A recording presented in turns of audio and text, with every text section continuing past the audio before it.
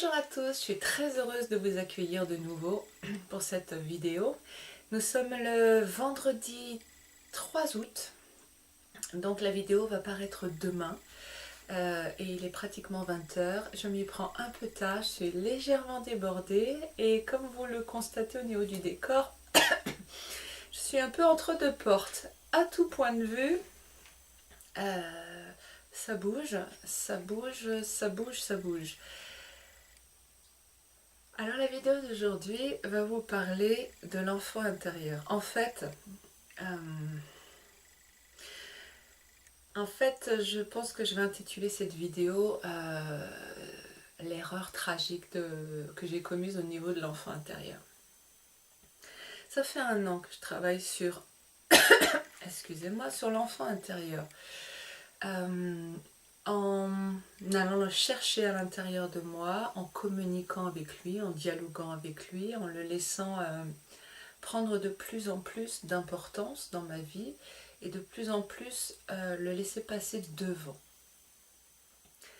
Et la tragique erreur, parce que j'ai beaucoup travaillé comme ça au cours de l'année écoulée et le coup près est tombé cet été où en fait j'ai constaté, et je ne suis pas la seule, que je noircissais au fur et à mesure, que je gonflais au fur et à mesure. Quand on gonfle, c'est le négatif qui en fait prend de la place à l'intérieur du corps. Quand on est maigrichon, ça peut être naturel, mais ça peut être aussi le négatif, mais qui cette fois, au lieu de prendre de la place, est en train d'aspirer l'énergie vitale de la personne. C'est pas très excitant ce que je vais vous dire aujourd'hui, c'est un peu... mais bon, voilà, ça fonctionne comme ça et je l'ai réappris à mes dépens. Et donc, ça fait 1 an que je gonfle et que je noircis. Pourquoi? Parce que j'ai laissé mon enfant intérieur devant. Ce que je vais vous dire ne concerne que moi. Je ne veux pas faire une généralité, même si j'ai quelques doutes sur cette histoire et un point de vue qui me fait craindre quand même que ça ne puisse se généraliser mon expérience. Il y a des gens pour qui travailler avec l'enfant intérieur est sans doute positif. De mon côté, ça a été plutôt catastrophique. Ça a été catastrophique parce qu'en fait, vous savez que nous avons une charge négative à l'intérieur de nous. Cette charge négative, elle provient des mémoires intergénérationnelles que l'on récupère à la naissance. Je ne vais pas rentrer trop dans les détails parce que je l'ai fait, je crois, précédemment. Et que je ne vais pas faire trop de redites. Donc cette charge négative, elle est vivante. Elle est vivante au sens qu'elle a besoin de se nourrir pour exister. Elle peut croître, elle peut aussi décroître. Est-ce qu'elle meurt? Non. Elle ne meurt pas, mais elle perd tellement de puissance qu'elle n'est plus importante. En fait, je vais quand même expliquer un peu parce que moi, mon problème vient de là et je voudrais vous mettre en garde aussi, vous faire partager mon expérience. Je ne suis pas remontée beaucoup vibratoirement, mais quand même suffisamment pour pouvoir prendre du recul. Et vous ne m'avez pas vu il y a 15 jours, mais j'étais dans un état catastrophique. J'étais vraiment très très noire, très mal.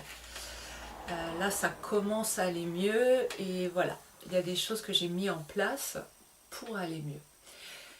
Mais cette histoire d'enfant intérieur est en fait l'histoire de comment le négatif a pris sa place en moi, a cru au sens croître, a pris de l'importance et m'a berné en fait, tout simplement. Alors, j'en étais donc le négatif, la charge négative que nous récupérons par les mémoires intergénérationnelles. Elle augmente de volume à chaque fois que nous avons des pensées négatives, à chaque fois que nous avons des émotions négatives.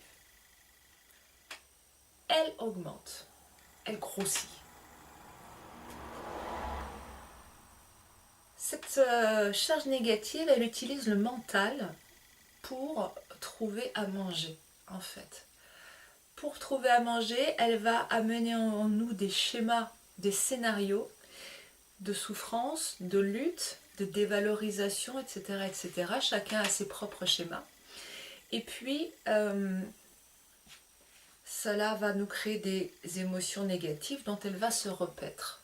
Donc que ce soit bien clair, la charge négative que nous portons tous en nous, elle est nourrie par nos pensées négatives, dont les émotions négatives sont le symptôme. J'espère que c'est dit suffisamment clairement.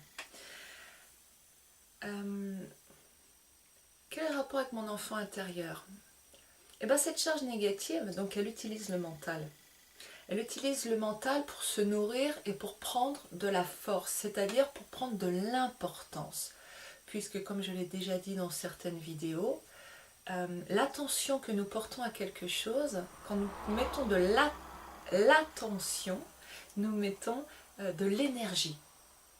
Donc, quand je regarde quelqu'un, je lui donne de l'énergie, puisque mon attention est fixée sur cette personne. D'ailleurs, vous le savez, un enfant réclame beaucoup d'attention, certains, parfois, par moment, et souvent, quand vous passez une journée avec un enfant qui réclame beaucoup d'attention, ce regard, cette attention, c'est de l'énergie, vous êtes fatigué à la fin.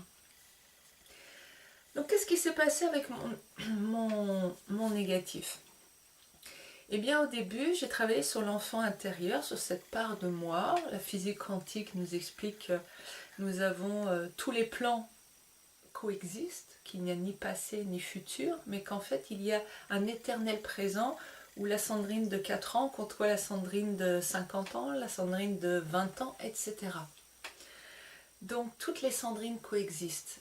Et à partir de là, j'ai travaillé sur différentes Sandrines en leur donnant de la place, leur donnant de l'importance pour qu'on puisse travailler ensemble sur leur traumatisme.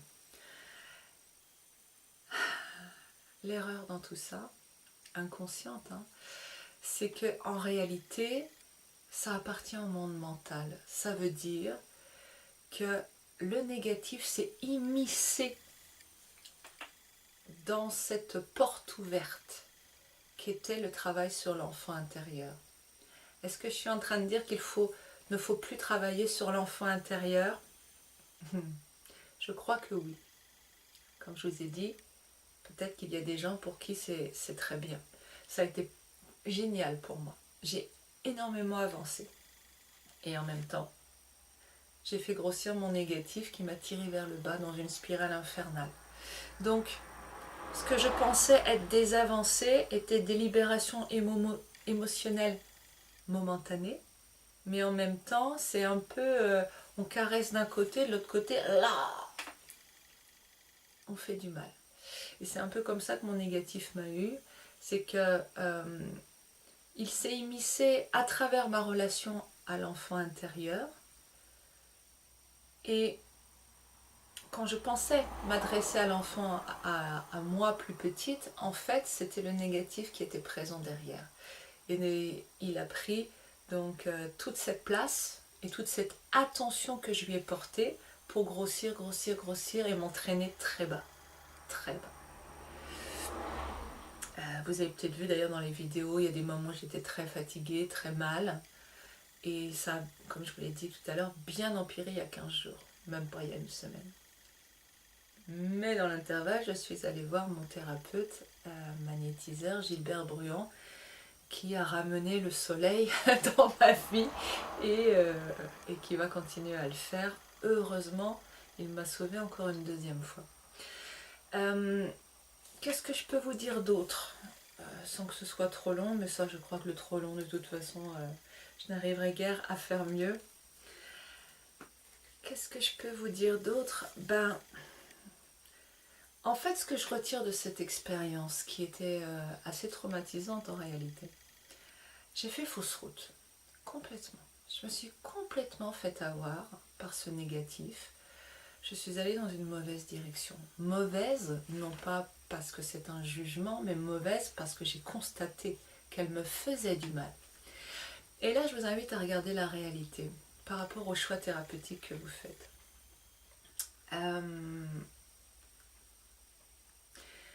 Regardez si ça vous convient ou pas. regardez, est-ce que vous vous sentez dans la lumière ou pas?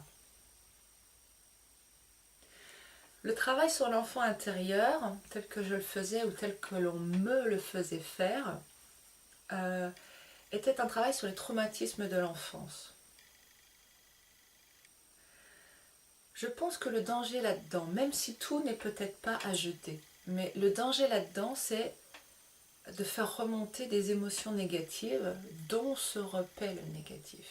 Et là, il prend de l'importance.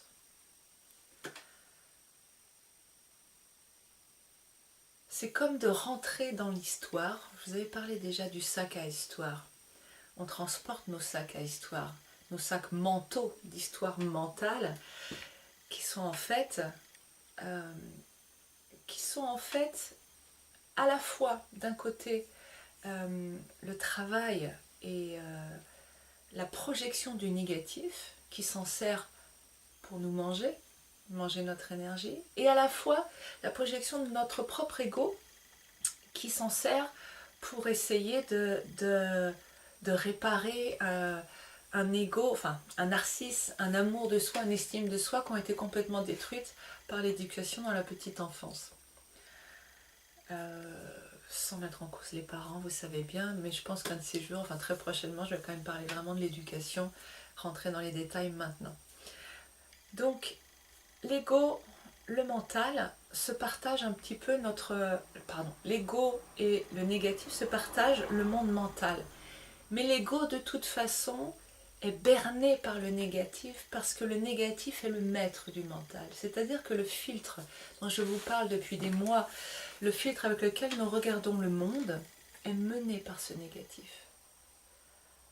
Plus je vais écouter ce négatif, plus ce filtre va noircir et plus mon ego va avoir des informations de plus en plus noires sur le monde. Et à partir de là, élaborer des stratégies, mais des stratégies qui correspondent à cette vision, à ces lunettes que j'ai devant le nez, pas à la réalité. Donc vous comprenez que comme on lui donne des informations fallacieuses, détournées par le négatif, il ne peut de toute façon pas faire grand-chose pour notre bien-être, pour nous sauver. Et on est là-dedans, dans ce sac, dans ces sacs à histoire, l'ego, le négatif, et tout ça, on touille et on tourne en rond. Et en réalité, quand on tourne dans ces sacs mentaux, on ne fait que nourrir et renforcer notre négatif. Donc ce que j'ai appris de tout ça, et que je vous livre un peu en vrac aujourd'hui, c'est que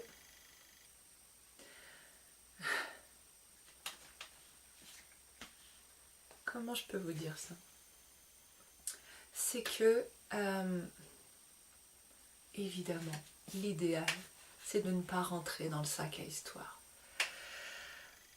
C'est quelque chose que j'ai redécouvert là, de sortir du mental. Sortir du mental, c'est ne prêter aucune attention à aucune pensée. Oh, mais ouais, mais si on pouvait, on le ferait, effectivement. L'idéal, on est d'accord, l'idéal c'est ça. Que ce soit égo ou négatif, de toute façon ce qui est mental est en réalité erroné et nous fait souffrir. Et fait grossir cette part de négatif en nous qui nous coupe de notre lumière, de la source. Donc lâchez ce mental. Ouais mais on voudrait bien, on peut pas, t'es mignonne. Merci. Quand on ne peut pas lâcher le mental, et ces derniers temps, ça a été l'enfer pour moi. Ça faisait longtemps que je n'avais pas tourné en boucle comme ça, du matin au soir, une demi-seconde, toutes les heures d'éveil, un inspire avec un calme dans la tempête seulement, mais c'était incroyable. Quand on ne peut pas sortir du sac à histoire, parce qu'on ne voit même pas l'issue, la deuxième chose qu'on peut faire, c'est avoir des pensées positives, c'est-à-dire reconnaître que chaque fois que vous avez des pensées négatives, des émotions négatives, c'est le négatif qui est en train de vous bouffer. Stop! Direct! Stop! Je zappe, Je pense autre chose. Je pense à des jolies choses, à des fleurs, au beau temps, au soleil, à l'été, à tout ce que vous voulez, à ce que vous allez faire après, mais vous stoppez ce schéma qui est en train de vous emmener vers le bas. Ça demande une intention de tous les instants? Oui.